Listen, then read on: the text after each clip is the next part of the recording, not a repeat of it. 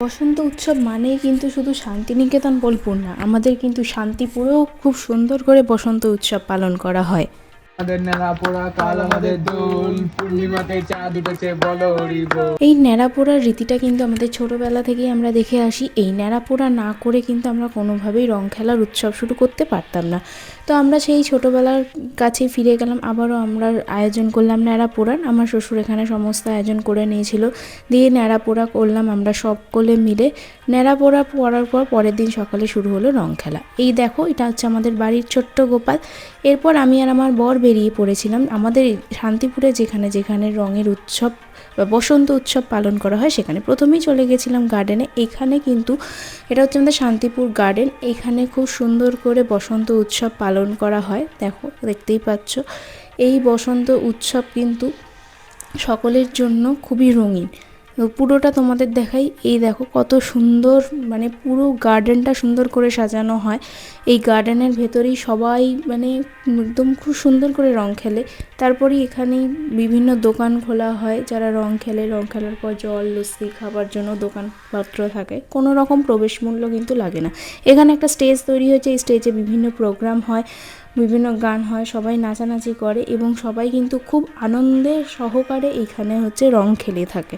তো পুরো গার্ডেনটা আমি তোমাদের দেখালাম। তোমরা কিন্তু পরের বছর এই গার্ডেনে এসে অবশ্যই রং খেলে যেও, খুব খুব মজা পাবে আমাদের এই গার্ডেনে এসে রং খেলে। আমরা তো প্রচণ্ড মজা করি এই গার্ডেনে এসে রং খেলে। তো গার্ডেনের পরিবেশটা দেখো কত সুন্দর, আর রং বেরঙের রঙিন কাপড়গুলো দিয়ে গাছগুলোকেও সাজিয়ে রেখেছে। খুব সুন্দর লাগছিল সেদিনকের পরিবেশটা। সকাল সকাল আমরা চলে এসেছিলাম তোমাদেরকে এই গার্ডেনটা সুন্দর করে দেখাবো বলে। তো দেখো কত সুন্দর লাগছে চারপাশটা, প্রচণ্ড ভালো লাগছিল। আর এখানে কিন্তু প্রচুর ভিড় হয়। শুধু বসন্ত উৎসবে না, তোমরা কিন্তু এই গার্ডেনে এমনিও আসতে পারো, কিন্তু সেই সময় কিন্তু তোমাদের মূল্য দিয়ে প্রবেশ করতে হবে। তো এরপর আমরা বেরিয়ে পড়লাম আরও একটা জায়গায় তোমাদেরকে দেখাবো, যেখানেও কিনা এই বছর প্রথম বসন্ত উৎসব পালন করা হচ্ছে। তো কারা কারা গার্ডেনে এসে রং খেলেছো অবশ্যই কিন্তু কমেন্ট করে জানিও। তো চলো নেক্সট ডেস্টিনেশনে চলে যাই, যেখানে বসন্ত উৎসব পালন করা হচ্ছে। তো আমরা বেরিয়ে পড়লাম আমাদের নেক্সট ডেস্টিনেশন শান্তিপুরের লাইব্রেরি, যেখানে কিনা এই বছর প্রথম বসন্ত উৎসব পালন করা হচ্ছে। প্রথম হলে কি হবে, এই ভিতরটা কিন্তু খুব সুন্দর করে সাজানো হয়েছিল, আর গোপাল ঠাকুরটাও বড্ড সুন্দর হয়েছিল। দেখো কত সুন্দর করে সাজানো হয়েছে। আর এখানেও কিন্তু প্রচুর ভিড় হয়। পরের বছরও খেলা হবে, তোমরা কিন্তু অবশ্যই পরের বছর এসো।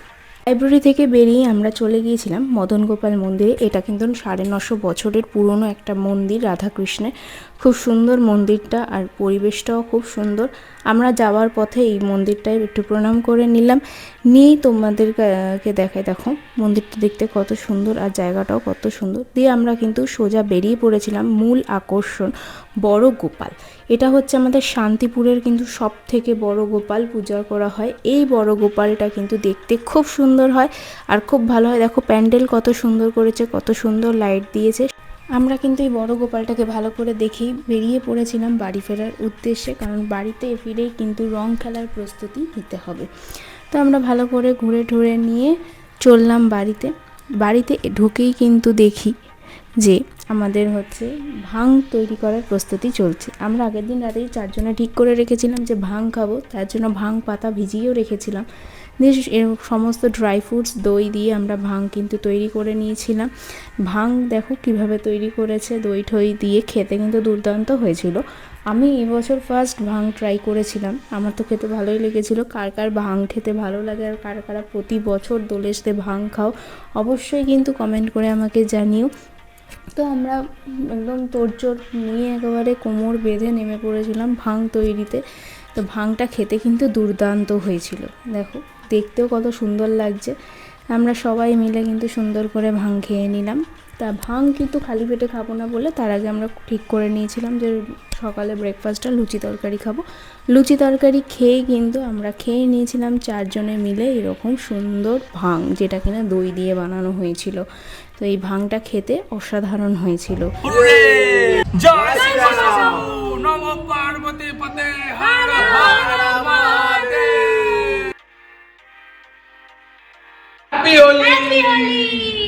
ভাং খাওয়ার জন্য তো খুব উৎসাহ ছিলাম, ভাং খাওয়া হলো। এরপর কিন্তু আমি আমার প্রথম রঙটা আমার বরকে লাগিয়ে দিয়েছিলাম, আমার মেয়েকেও লাগিয়েছিলাম। তারপর আমার বড় আমাকে প্রথম রং লাগিয়ে দিল, দিয়ে ওরাও দুজন দুজনকে সুন্দর করে রং লাগিয়ে দিল, দিয়ে কিন্তু আমরা সবাই মিলে বেরিয়ে পড়েছিলাম গার্ডেনে যাওয়ার উদ্দেশ্যে। তো গার্ডেনে গিয়ে পৌঁছে যাই, দিয়ে আমাদের কিন্তু রং খেলা শেষ হয় না, আমরা খুব খুব মজা করে রং খেলেছি। কারা কারা আমাদের মতো এরকম মজা করে রং খেলেছো আর রং খেলতে মজা পাও তারাও জানো। আমার মেয়ে কিন্তু এই বছর প্রথম রং খেলেছে, আর ও এই রং খেলায় খুব মজা করেছে। আর ওখানে চিলড্রেন্স ডের জন্য সুন্দর বেশ রাইডসের ব্যবস্থাও ছিল, সেগুলো আমার মেয়ে চলছিল। দিয়ে আমরা দুটো এরকমই স্মোকি রং যেগুলো বলে না, এরকম দুটো কিনে নিয়েছিলাম, দিয়ে চারজনে মিলে দুটো ফাটিয়েছিলাম। বেশ সুন্দর লাগলো, ফার্স্ট এক্সপিরিয়েন্স, বেশ ভালোই। দেখো আমি আর আমার বর মিলে প্রচুর রং খেলেছি। আর হচ্ছে বিয়ের পর এই প্রথম আমরা এত বেশি দুজনে মিলে রং খেলেছি, কারণ তার আগে দুটো রং পেয়েছিলাম আমরা, দুটো রঙেতেই আমাদের কিছু সমস্যার জন্য, তারপর আমি প্রেগনেন্ট ছিলাম, এই জন্য বেশি রং খেলতে পারিনি। দেখো এবছর আমরা প্রচণ্ড রং খেলেছি। তো কমেন্ট করো কারা আমাদের মতো এত সুন্দর করে মজা করেছো, নাচানাচি করেছো, রং খেলেছো, আর রং খেলতে কারা কারা ভালোবাসো অবশ্যই কিন্তু কমেন্ট করে আমাকে জানাবে। আমরাও কিন্তু খুব খুব মজা করেছি এই রং খেলায়, আর সবাই কিন্তু প্রচুর রং খেলছিল, আনন্দ করছিল, আর চারিদিক যেন একদম রঙিন হয়ে উঠেছিল। এই দেখো আমার মেয়ে আর বর, আমার মেয়ে তো দুর্দান্ত মজা করেছে, ও যে এত মজা করবে আমি ভাবিনি, নাচানাচিও করছিল খুব সুন্দর করে। দেখো আর আমাদের কিন্তু আমরা সবাই সেদিনকে একই রকম ড্রেস পরেছিলাম, একদম মেয়েকেও সাথে করে পরিয়েছিলাম। খুব খুব মজা হয়েছে, আমরা সবাই মিলে মজা করেছি, খুব নাচানাচিও করেছি সবাই মিলে। দেখো দিয়ে এবার রং ঠং খেলা আমরা শেষ করে নিয়ে বেরিয়ে পড়েছিলাম বাড়ি ফেরার উদ্দেশ্যে। তো বাড়িতে এসেই কিন্তু আমি তৈরি করে নিয়েছিলাম গরম গরম খিচুড়ি, আলুর দম আর চাটনি। তো এইসব খাওয়া দাওয়া করে সন্ধ্যাবেলা বেরিয়ে পড়েছিলাম গোপাল দেখতে।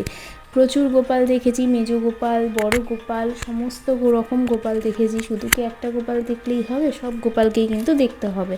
তো প্রত্যেকটা গোপাল কিন্তু খুব মিষ্টি দেখতে ছিল, আর প্যান্ডেলগুলোও হয়েছিল কিন্তু খুব সুন্দর।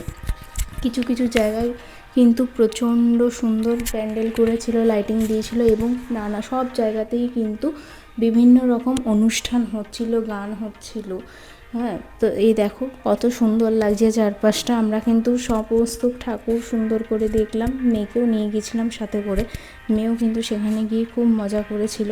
এখানে গান হচ্ছিল বলে আমার মেয়ে আর ননদ নাচানাচি করছিল, দিয়ে আমরা সুন্দর করে সবাই মিলে ঠাকুর দেখলাম। দেখো এখানে গান বাজনা হচ্ছে, কত ভিড় হয়েছে মানুষের, সবাই কিন্তু এই সন্ধ্যাবেলাটা ঠাকুর দেখতে বেরোয়।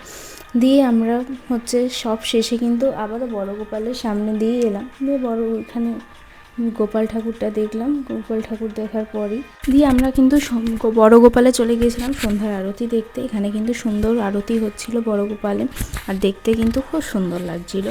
দিয়ে আমরা তাড়াতাড়ি করে এবার বাড়ি ফেরার উদ্দেশ্যে চলে গেলাম, কারণ পরের দিন সকালে ছিল বাড়িতে নারায়ণ পুজোর সঙ্গে গোপাল পুজো। পরের দিন আমাদের বাড়িতে হয়েছে গোপাল পুজো, নারায়ণ পুজো। এখানে কিন্তু ঠাকুরমশাই সব জোগাড় করে নিয়েছে। সকালবেলা আমি আর আমার শাশুড়ি মিলে পুজোর সমস্ত কাজ করে নিয়েছিলাম, আর আমার শ্বশুর বাজার হাট করে এনেছিল। দিয়ে দেখো কত সুন্দর করে ঠাকুরমশাই পুজো করছে এখানে। প্রতি বছরই কিন্তু আমাদের বাড়িতে সুন্দর করে গোপাল পুজো করা হয়। দিয়ে গোপাল পুজো হয়ে যাওয়ার পর সন্ধ্যাবেলা ছিল কিন্তু আমাদের গোপালের শোভাযাত্রা। এখানে কিন্তু খুব বড় করে শোভাযাত্রা করা হয়, খুব সুন্দর লাইট দিয়ে, বাজনা দিয়ে, প্রত্যেকটা মানে সুন্দর সাজিয়ে, লাইট টাইট সাজিয়ে দেখো কত সুন্দর শোভাযাত্রা হচ্ছিল। আমি এই প্রথম এই শোভাযাত্রা দেখলাম গোপালের। আমরা চলে গিয়েছিলাম এই শোভাযাত্রা দেখতে বাড়ির সবাই মিলে। গিয়ে সেখানে কিছুক্ষণ সময় কাটিয়ে আমরা কিছু শোভাযাত্রা দেখে নিলাম। দেখো কত সুন্দর বাজনা দিয়ে প্রত্যেকটা ঠাকুর বেরোয় এখানে এরকম সুন্দর করে সাজিয়ে গুছিয়ে নিয়ে।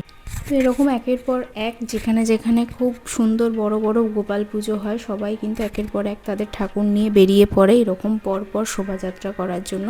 একদম লাইন বে লাইন দিয়ে প্রত্যেকটা ঠাকুর কিন্তু বেরোয়, আর তার আগে কিন্তু সেই ঠাকুরগুলোর নাম লেখা থাকে, যেমন দেখতে পেলে একটা মেজো গোপাল নাম ছিল। তো এইভাবেই কিন্তু আমাদের শান্তিপুরের বসন্ত উৎসব, গোপাল পুজো এবং গোপাল পুজোর শোভাযাত্রা পালন করা হয়। তোমরা কিন্তু অবশ্যই এই শান্তিপুরে একবার এই দোল কাটিয়ে যেও, তোমাদের কিন্তু খুব খুব ভালো লাগবে। আমাদের এই শান্তিপুরে কিন্তু এই বসন্ত উৎসব খুব সুন্দর করে পালন করা হয়। তোমরা যদি মনে করো দোল উৎসবে আসবে কিন্তু থাকবে কোথায়, এটা একদম চিন্তা করো না। এখানে কিন্তু অনেক গেস্ট হাউস আছে, থাকার ব্যবস্থা রয়েছে। আমি কিন্তু সমস্ত কিন্তু লজের নাম্বার নাম্বার এবং কোথায় কোথায় রয়েছে সব কিছু আমাদের ডেসক্রিপশানে এবং কমেন্ট বক্সে জিজ্ঞেস করলেই বলে দেবো, ডেসক্রিপশানেও দেওয়া থাকবে। চলো টাটা।